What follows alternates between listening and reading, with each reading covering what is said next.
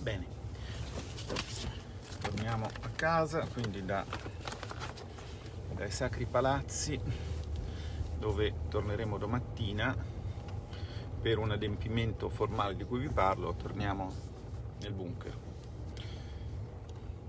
Salutiamo la guardia di Matteo e andiamo. Allora,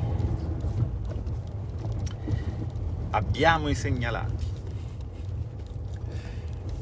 che non sono 150 ma ben 172, perché naturalmente la commissione bilancio, dove non abbiamo più il presidente Borghi, resta comunque presidiata in funzione di capogruppo da Massimo Garavaglia, che ha ottenuto più spazio per le nostre proposte. Adesso dal bunker ci strutturiamo per spiegarvi che cosa abbiamo chiesto e perché, sperando che qualcuno sia contento di quello che abbiamo chiesto. Tutta questa manfrina dei segnalati di fatto poi a che cosa equivale? Equivale a dire che sui 1700 emendamenti che si presentano, quindi tutto, in realtà poi quelli che effettivamente si presentano sono i segnalati con quel regolamento là, quello della Camera. Allora a questo punto ci sarà poi probabilmente un altro giro, perché all'interno dei segnalati, che sono comunque troppi, perché se ti presentano una legge in ritardo di un mese rispetto alle scadenze naturali, sapete che l'approvazione deve avvenire comunque entro l'anno solare, altrimenti si va all'esercizio provvisorio, che non è una catastrofe, significa solo che ogni ministero può spendere per ogni mese dell'esercizio provvisorio 1/12 di quello che aveva speso l'anno prima, no? Si va per 12esimi, questa è la regola. Vabbè, comunque, se ti danno dei tempi di questo tipo, è chiaro che anche 172 emendamenti di un partito, considerando che i partiti insomma sono tanti, alla fine saranno rimasti di segnalati, ne saranno rimasti comunque, voglio pensare, saremo intorno a poco meno di 1 migliaio. Adesso non lo so, mi devo far mandare il quadro riassuntivo, cioè il quadro riassuntivo ce l'ho, me l'hanno mandato ma non me lo ricordo a mente. Quindi anche lì ovviamente non è che si riesce a discutere e votare tutto. Perché? Perché vi ricordo un punto, che per poter votare un emendamento occorre che esso sia corredato dal parere della 5ª Commissione, cioè dalla relazione tecnica, diciamo, della Ragioneria dello Stato, che dica se c'è copertura o non c'è copertura. Quindi l'articolo 81 della Costituzione adesso richiede l'equilibrio di bilancio, e quindi sostanzialmente per ogni emendamento si deve andare a fare una verifica presso gli uffici della Ragioneria. Ora, su quanto questa verifica sia tecnica e quanto sia politica, consentitemi per eleganza di non pronunciarmi, però consentitemi anche di dire che qui, diciamo così, non veniamo esattamente dalla montagna del sapone, insomma, quindi ci rendiamo perfettamente conto di quali siano le dinamiche, e va bene così. Siamo anche disposti, per carità di patria, a farci prendere in giro. Sta di fatto che comunque l'ostacolo è quello. Ci deve essere uno studio, ci deve essere la disponibilità degli uffici. Considerate che in questo quadro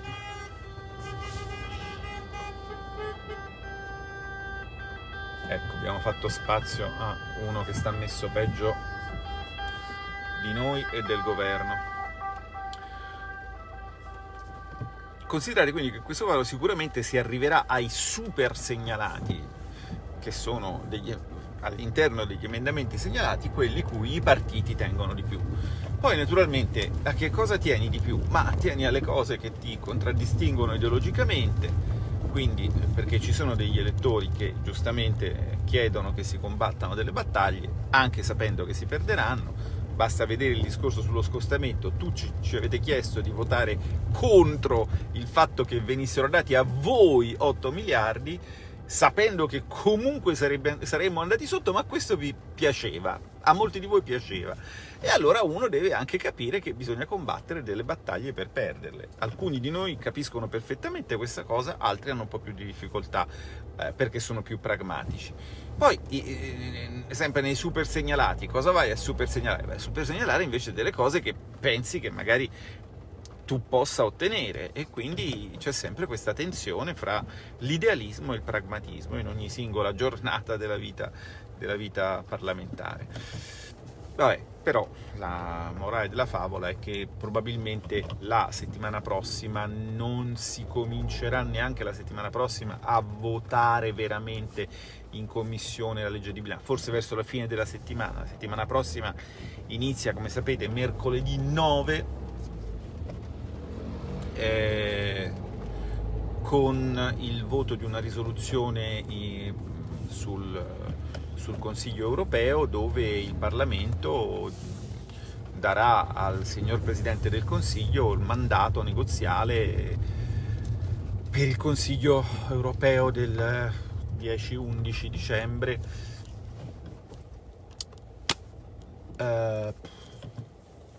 in cui teoricamente si dovrebbe concludere l'accordo politico, che non è ancora la firma, l'accordo politico sulla riforma del MES. Quindi comunque mercoledì avremo tutt'altro cui pensare. Forse giovedì si comincerà a fare qualche voto, forse in commissione bilancio alla Camera, forse anche nelle commissioni riunite da noi al Senato, dove abbiamo i ristori, forse. Però ecco, io vorrei riprendere una sottolineatura che ho fatto questa mattina in trasmissione da Pancani, dove non andavo da tanto tempo. Poi mi ha anche chiamato per... non è un mistero che con Andrea Pancani c'è un buon rapporto, nel senso che avete visto che prima che entrassi in politica ero stato ospite delle sue trasmissioni, lui era stato ospite dei miei convegni, e quindi si è stabilito un rapporto civile. Quindi ci siamo anche sentiti per salutarci, tutto qua. La sottolineatura che volevo fare riguardava un dettaglio.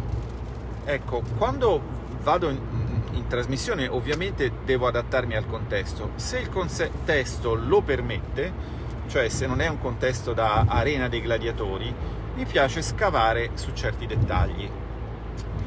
Perché, vedete, io torno sul punto fondamentale, il filo rosso, diciamo, che lega queste mie dirette, credo che sia, oltre alla luce degli stop di chi mi sta davanti, il filo rosso credo che sia un concetto che mi sta particolarmente a cuore, e magari sarò un po' ripetitivo, ma desidero che sia veramente assimilato, cioè che non sembri strano ragionare nel modo che adesso vi proporrò, che sembri normale, ovvero l'antipolitica ha fatto dei danni enormi ed è la principale responsabile della barbarie in cui siamo precipitati e ci impedisce di risorgere da questa barbarie, per il semplice motivo che, proponendo per negazione un'idea di politica come un tutto indistinto, l'antipolitica nega le responsabilità. Cioè la responsabilità diventa della politica in quanto insieme astratto di persone, non in quanto governo che ha fatto una cosa, opposizione che ha provato a non fargliela fare, ministro tale che è andato o non andato da qualche parte, ha detto o non ha detto la tal parola, d'accordo? No, è la politica. Quindi anche questa mattina, quando mi sono sentito dire, io che vengo da un partito che ogni 2x3 sbandiera in aula il numero di decreti attuativi ancora non realizzati da questo governo, e attenzione, i decreti attuativi li fa il governo, il Parlamento non c'entra niente, i decreti attuativi sono degli atti amministrativi, non sono degli atti politici, quindi la mancata realizzazione di decreti attuativi è un fallimento esclusivamente del governo, d'accordo? quando mi sono sentito dire ma voi politici dovete fare le cose più semplici, ma noi politici della Lega facciamo le cose semplici e che funzionano. Ne volete sapere due? Ve ne dico due: quota 100 e la flat tax al 15%, cioè l'estensione del regime forfettario per le partite IVA fino a 65.000 euro di fatturato. Sono due cose semplici, sono due articoli che quando li ho visti li ho capiti anch'io, che non capisco niente né di legislazione né di fisco, ahimè. E hanno funzionato, hanno cambiato la vita di molte persone. E non c'è stato bisogno di fare tanti decreti attuativi. Il nostro stile di legislazione era questo. Sì, c'è stato bisogno per l'Agenzia delle Entrate di regolare le sue cose, ma l'Agenzia delle Entrate funziona, è un'alta burocrazia efficiente che fa il suo, poi magari la odiamo perché ci toglie i soldi dalle tasche, però è suo dovere farlo, è uno sporco lavoro, qualcuno dovrà pur farlo, lo fanno loro. Va bene? E allora, io, politico della Lega, quando il mio partito era al governo, potevo rivendicare sta roba qua. Ora che sono all'opposizione, non deve essere detto a me che la politica dovrebbe fare provvedimenti semplici e incisivi. Io ogni volta che vado in televisione dico che, a prescindere dal merito di quello che il governo sta facendo, c'è un problema di metodo, gli interventi sono frammentari, non sono semplici, eccetera, eccetera, ma me lo dice a me. Ma non era un fatto personale contro la persona che ha detto questa cosa. Io volevo far portare in evidenza il dato che ormai anche rappresentanti di categorie, anche persone con titoli di studio, insomma, di livello terziario, anche persone con una vita imprenditoriale e sociale di un certo profilo, ormai sono stati contaminati dalla cancrena grillina, Dio santo, e non riescono a fare altro che a distinguere il mondo in politica e il resto, con politica che chiaramente diventa il capro espiatorio. Ma amici cari, non funziona così, non funziona così. Poi dirlo proprio a me, scusate, ma io, fra le poche cose che ho fatto in aula a nome mio, perché io preferisco fare molto a nome di nessuno, che diciamo non credo che ci sia in qualche oscuro armadio della presidenza del Senato un qualche disegno di legge a mio nome fatto per poter dire che l'avevo fatto, che sta lì a prendere la polvere. Non mi interessa questo, insomma, gli interventi che faccio sono di altro tipo. Ecco, allora, uno degli interventi che avevo fatto, magari questo weekend, se avanza tempo, ve lo racconto bene, vi racconto quasi tutto, perché per raccontarvi tutto devo aspettare di essere morto, quindi nel senso che magari lascio qualche appunto per chi vorrà occuparsene. Ma non so, vorrei raccontarvi quasi tutto di una cosa che è venuta abbastanza bene, cioè la controriforma del credito cooperativo. Uno dei pezzi di quella controriforma era la richiesta al Ministero dello Sviluppo Economico, quando il signor Ministro era... Dunque, il Mise nella versione precedente era dell'onorevole Luigi Di Maio, come ricorderete, che poi è stato promosso agli esteri. La richiesta è di emanare un regolamento per assicurare la cosiddetta vigilanza cooperativa. Che cos'è la vigilanza cooperativa? Le banche di credito cooperativo sono delle cooperative, lo dice la parola stessa, no? Ci siamo? No, scusatemi, mi rivolgo a voi che siete persone evolute, ma vi sarete resi conto del fatto che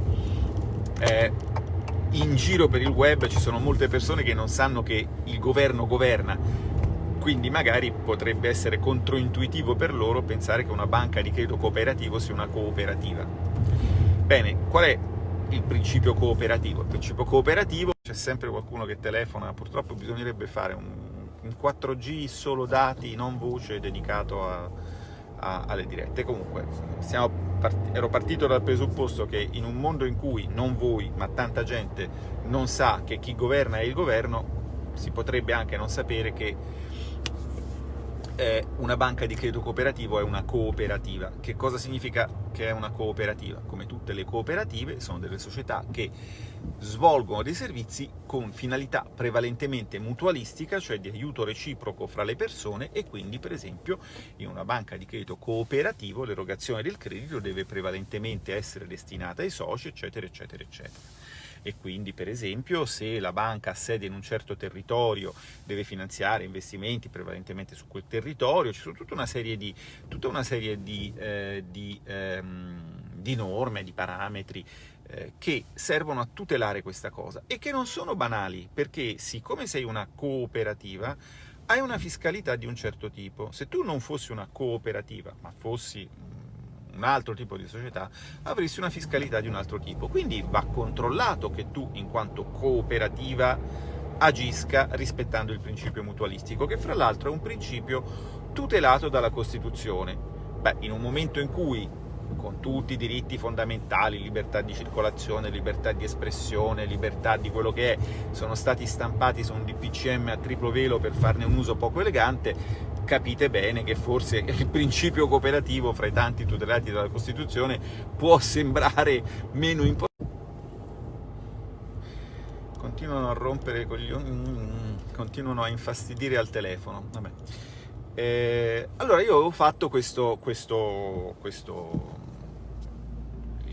il criterio cooperativo doveva essere sottoposto a specifica vigilanza da parte di un ente che se ne sarebbe dovuto occupare. Questo ente lo avrebbe dovuto individuare il Ministero dello Sviluppo Economico. Si parla di un provvedimento di 2 anni fa. Il Ministero dello Sviluppo Economico ancora non l'ha fatto sto decreto. E voi direte: chi se ne frega, alla fine abbiamo avuto altri problemi. Sì, abbiamo avuto altri problemi, però vi faccio un esempio, no?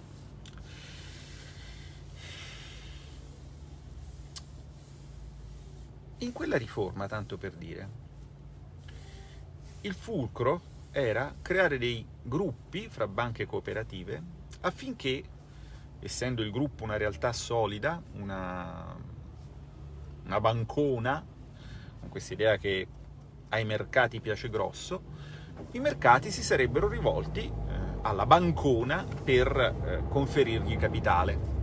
Cioè l'idea era appunto di creare una SPA di riferimento che collocasse i suoi titoli sul mercato, sostanzialmente.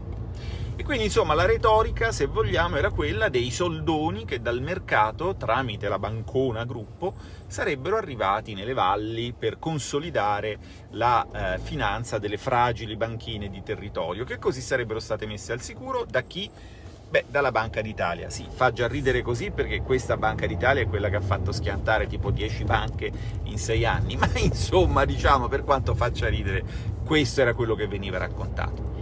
Solo che purtroppissimo, in mancanza anche della vigilanza cooperativa e solo della vigilanza prudenziale, che è esercitata dalla Banca d'Italia, con i risultati che ho testé ricordato, e con una certa gelosia per il proprio ruolo, no? Perché le cose, se poi lei non vuole, non si fanno, le cose sono andate esattamente al contrario. Cioè i soldi dalle fragili banche delle vallicine sono andati a tappare degli immensi buchi che il mercatone aveva, tipo Carige, perché, come sapete, uno di questi gruppi ha, diciamo, fatto un ingresso piuttosto consistente nell'azionariato della Carige, che ha, diciamo, le sue vicissitudini, che io per il momento non sto, diciamo, approfondendo. È totalmente uscita dal radar. Quando ci rientrerà ricominceranno le sofferenze. Abbiamo fatto sofferenze nostre di legislatori, abbiamo fatto un decreto apposta per salvarla, come ricorderete, insomma, quindi ci siamo capiti. Allora, niente è, diciamo, banale, o per meglio dire, ex ante non puoi sapere cosa sarà banale. Cioè, a me, per esempio, quest'idea che in una retorica in cui il mercato avrebbe dovuto, con la sua virtù salvifica, consolidare le banche fragiline e piccoline di territorio, e poi le cose sono andate esattamente al contrario. Le banchine fragiline e piccoline di territorio, con i loro soldi, 400 milioni, hanno salvato il mercato da se stesso, no? Già fa ridere, ma mi chiedo, ma un'operazione di questo tipo, cioè 400 milioni che da un territorio pigliano e se ne vanno, è conforme ai principi del credito cooperativo? cioè conforme al principio del credito che rispetta la territorialità e che rispetta il principio mutualistico, cioè di aiutarsi fra se stessi, non di aiutare delle persone che magari ne hanno bisogno, ma sono in tutt'altro territorio e sono nei guai per tutt'altri motivi? Boh, che ne so. Certo, queste valutazioni non devo farle io, dovrebbe farle un ente che dovrebbe appunto fare la vigilanza cooperativa e che da 2 anni stiamo aspettando che il Ministero dello Sviluppo Economico ci dica chi è. Ecco, quindi voglio dire, e tu a me, che ho fatto già un'interrogazione, adesso quasi quasi la ripropongo, perché cambia il ministro, vediamo se cambia anche la musica. Il precedente ministro, siccome diciamo eravamo in un periodo in cui i rapporti erano abbastanza tesi, il precedente ministro mandò in aula il ministro per i rapporti col Parlamento a rispondere, quindi insomma vediamo se questo è un pochino meno coniglio e viene a rispondere lui, ma insomma avevo un ottimo rapporto con lui quando eravamo entrambi colleghi senatori, quindi se viene a rispondere gliene sarò grato. Cioè, capite di quanti pezzi è fatta la macchina amministrativa, di quanti pezzi è fatto un provvedimento legislativo, a quante cose bisogna stare attenti, no? Vabbè, e questa è politica, e la responsabilità di non aver fatto quella cosa che il legislatore aveva chiesto è tutta dell'esecutivo, e non è della politica. E non è della politica. Perché la politica, intesa come, ripeto, blob indistinto, non esiste. Esiste come categoria, come attività. La politica come bersaglio fa comodo solo a chi vuole che le cose non cambino. Questo è fondamentalmente, diciamo, il messaggio così cristallizzato in una sentenza semplice. Ecco, ora c'è il consueto problema di rientrare a casa che si sta... Però, mentre io risolvo il problema di rientrarmene a casa mia, voi riflettete su quello che vi ho detto e ricordatevi, la politica, diciamo così, è come la Germania, non esiste, esistono le responsabilità, solo la responsabilità fa la politica. E quello che stiamo facendo noi è far emergere le responsabilità. Poi dovete ricordarvene di chi è la colpa e poi dovete votare di conseguenza. Funziona così. Parlare di rivoluzioni, pigliamo le armi, scendiamo in piazza, eccetera, eccetera, ragazzi, piove e fa freddo. Fate quello che vi pare, ma lasciateci liberi di combattere come sappiamo combattere e voi combattete come desiderate. Io vi ho spiegato un modo che secondo me alla fine è il più efficace, ma se voi ne avete di migliori andate a dirli a qualcun altro, perché questa storia, diciamo, la storia del fare qualcosa quando stiamo facendo molto, cominciamo a trovarla un po' stucchevole. E quindi adesso dal Parlamento è tutto, se ne riparla mercoledì 9, sarà un mercoledì molto divertente, almeno visto da dentro, visto da fuori non so.